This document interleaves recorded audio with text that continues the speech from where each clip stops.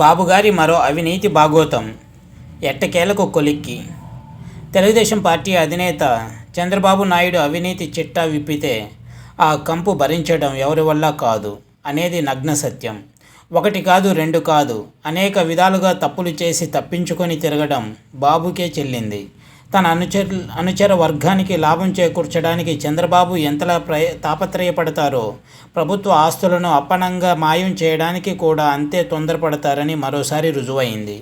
చంద్రబాబు ముఖ్యమంత్రిగా ఉన్న సమయంలో చేసిన మరో అవినీతి కేసు 15 ఏళ్ల తర్వాత కొలిక్కి వచ్చింది. 50,000 కోట్ల రూపాయలు విలువైన 800 ఎకరాల భూములను ఫేక్ కంపెనీలకి ఇవ్వాలని చూసిన చంద్రబాబు ప్రయత్నానికి ఎట్టకేలకు కోర్టు అడ్డుకట్ట వేసింది. గుర్తింపు లేని కంపెనీకి ధరాదత్తం చేయాలని చూసిన 800 ఎకరాల భూమి ప్రభుత్వానిదేనని తీర్పు వచ్చింది. దీంతో ఆ భూమి ఇప్పుడు ప్రభుత్వ ఖాతాలోకి వెళ్ళిపోనుంది.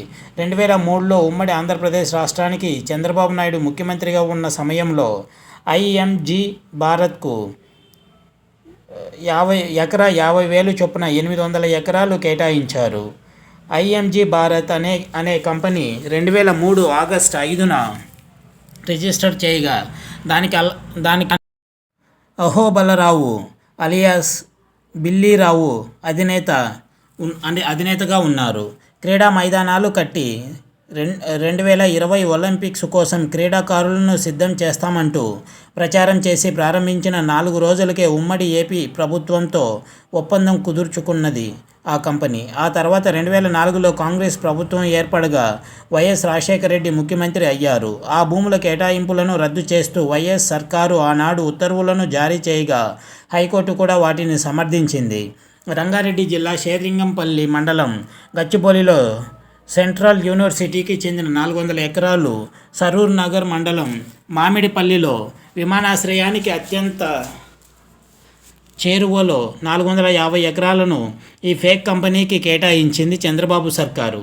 ఆ సమయంలో అక్కడ ఎకరం ధర సుమారు 10 కోట్లు పలుకుతుండగా ఎకరం 50,000 వంతున ఆ కంపెనీకి కేటాయిస్తూ 2003 ఆగస్టు 9న ఉత్తర్వులు జారీ చేశారు.